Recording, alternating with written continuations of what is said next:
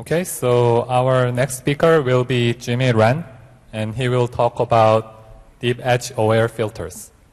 All right, thank you very much. And I'm going to talk about our research, deep EdgeAware filters. And my name is Jimmy Ren, and this is a joint work with my colleague Xu Li and Yan Chong from SenseTime, and also Liao Renjie and Professor Jia Jiaya from the Chinese University of Hong Kong. So the first question is, why do we care about EdgeAware filters? It turns out that EdgeAware filters are a set of very fundamental operators in image processing and low-level computer vision. Just to name a few important applications of EdgeAware filters, for example, given an input image on the left, by applying EdgeAware filters, we can do image abstraction, meaning that we can automatically generate the abstract version of the image. So the second example is actually the image enhancement. You can see that given the input image on the left, if we apply EdgeAware filters, the details in the input image can actually be significantly enhanced. So another important application is called tone mapping. So even though the input image on the left looks pretty nice, but actually it's not very visual appealing. So by using tone mapping, a technique which is built based on EdgeAware filtering, so actually a much more visually appealing output can be automatically generated. So since EdgeAware filters are very, very important, for the last decade or so, people just try very hard and publish a lot of papers in computer vision, just try to accelerate a few of these filters. For example, for the very famous bilateral filter.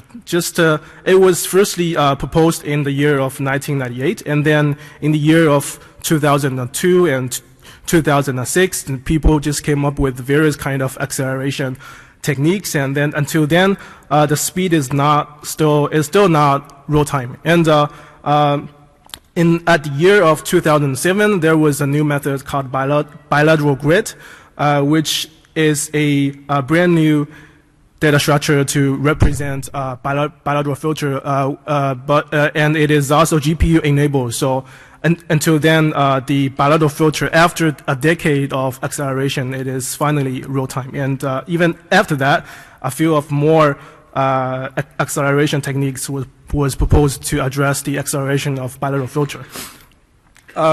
We do think that these papers are great, but we tend to argue that in the future, this way of using so much effort and time to just accelerate just one single filter is not that effective for the following reasons. So the first reason is that there are actually many more EdgeAware filters out there, and many of them are also very useful and important. For example, there are L0 smoothing filters, local Laplacian filters, and relative total variation filters, and rolling guidance filters, and region covariance filters, and there are a lot of more of them. And what is more important is that new methods and new filters emerges every year. The people try to propose various kind of new EdgeAware filters every year. And what is even more important is that the acceleration technique that was valid for bilateral filter, it is sort of a more filter specific. That means that it is pretty hard, if not entirely impossible, to apply the same technique to other filters other than bilateral filter. So maybe you will agree with me that maybe it is useful if we have a unified framework to accelerate all of these EdgeAware filters. So this is actually the goal of our paper. So in our paper, we would like to propose a new unified framework to accelerate all of these EdgeAware image processing filters. So before we go into the details of our model, so I just would like to introduce a little bit about the benefits of doing that. So the first benefit is very obvious. So if we have such a unified framework to accelerate all the EdgeAware filters, all we need to do is just to optimize for this one single algorithm. And then once we did that, all the speed up version of all those filters will be ready, right? So which will be great. So the second benefit is a algorithm which is general enough to be able to do various kind of things is something that hardware engineers is constantly looking for. So maybe it's a good candidate to be implemented in hardware. So actually, there are some of more benefits our unified framework can offer, but I will leave it to the application sections of my talk. All right, so let's take a look at the problem statement. So the traditional way of designing and low-level computer vision image filtering, image filter is like that. So, for example, an input image like that. So what people do is to design some kind of filters, hopefully a nonlinear filter operator, and then to generate a expected filtered image. But now our problem is very different. So our problem is that given an input image like that, what we really want to do is to design some kind of intelligent learning machine, which is able to look at many kind of input and output image pairs, which are to be generated by various kind of edge-aware filters, and then try to approximate all of these filters at the same, by using one single framework, and then this framework should be able to generate various kind of filtering effect. So it's going to be like that. So maybe a sensible first thing to try is that we just simply try to use a learning machine and then try to minimize this L2 norm, which is the difference between the output of the learning machine and the ground truth filtered image in the color domain. So, and hope that the learning machine is going to output the result that we want. But in practice, if we do this optimization in the color domain, things is like that. So you can see that for some of the filters, the output is far from satisfactory. You can see from this result, there are very obvious artifacts in the result, and the edge tend to be less sharp. So it's far from satisfactory.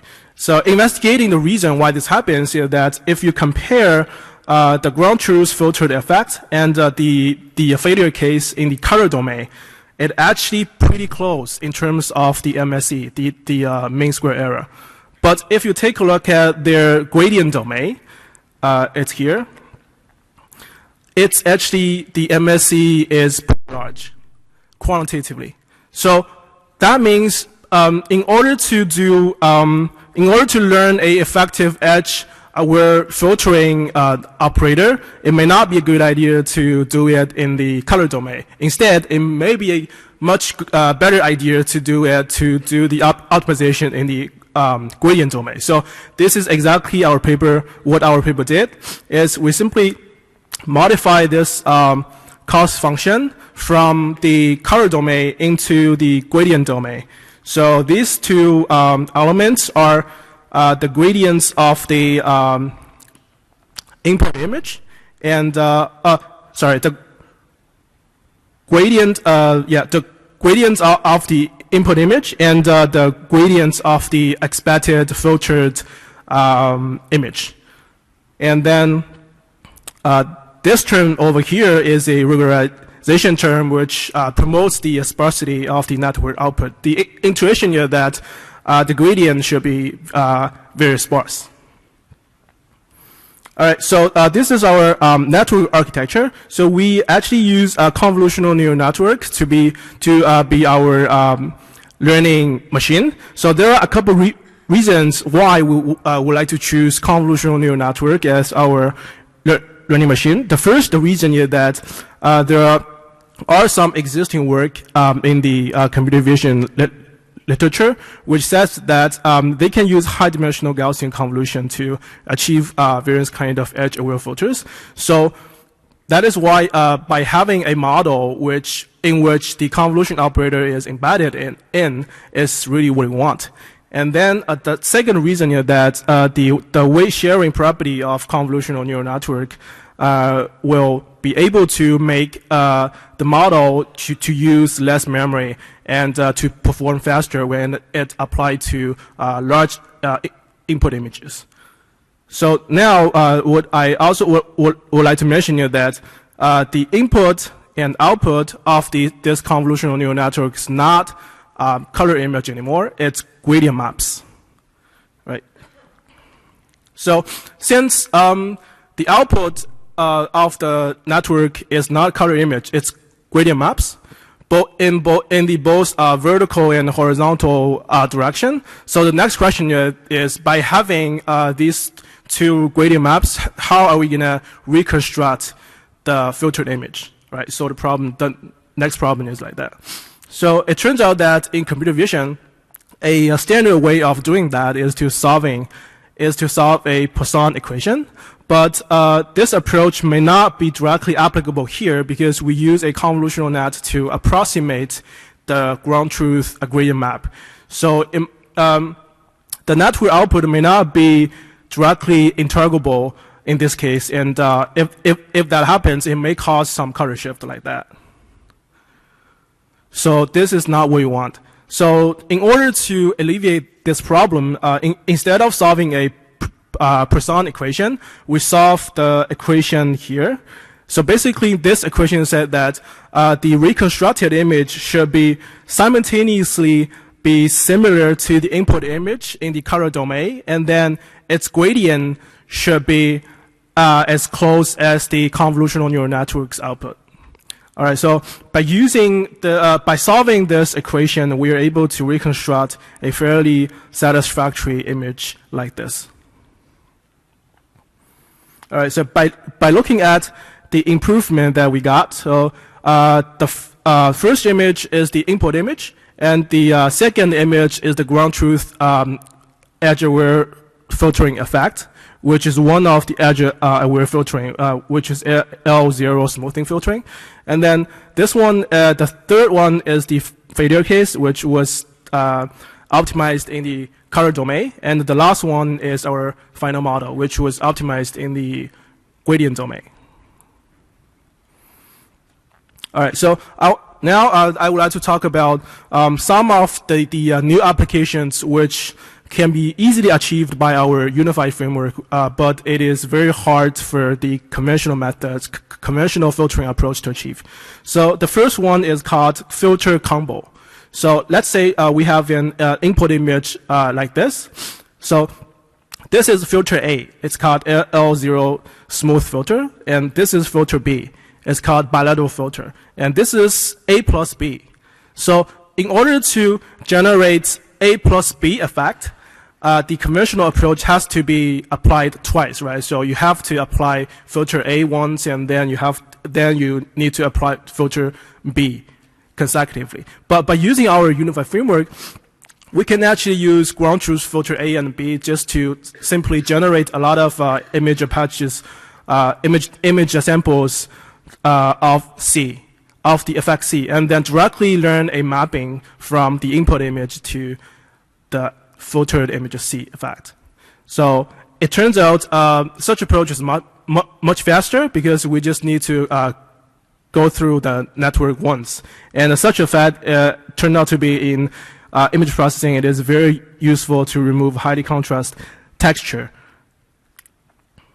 And the second application, which is pretty hard for the conventional filter, is the spatial variant filter. For example, for this input image, we would like to vary the effect of the filtering among different locations of the input image, like this.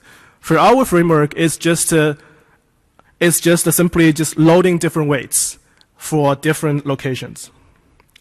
And the third application is that for example, we would like to learn some filtering effect which do not know anything about its implementation. For example, we would like to mimic some of the filters in Photoshop, but we do not have the source code of Photoshop.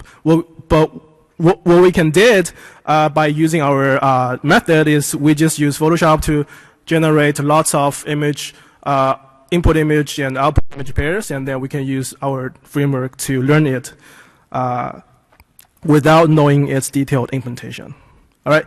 So our contribution. So our first contribution is we propose a unified protocol system for learning edge-aware filters with gradient domain learning procedure and optimized image reconstruction method. And then the second contribution is that our filter has linear complexity and run at constant time regardless original implementation. For some of the filters, we can offer up to 200x acceleration. So the last contribution is that we can offer various kind of new effects, which can be various kind of new effect can be created by combining or adapting original filters in our unified framework, including filter combo, filter copycat, and spatial variant filter. All right, so our code and all the implementation, including more results and training a new filter, is available in this website. You can go to the website and look into more results and try our code. So last thing is I would like to play a video demo to illustrate some of our video results. So on the left is the original input, and on the right is the various kind of learned filters that our system did. So this is iterative bilateral filter on the right. So this is region covariance filter. The original implementation is very slow. So this is the facade effects from Photoshop, which we do not know anything about its original implementation. So it's using local Laplacian filters to do image enhancement. It's weighted least square filter.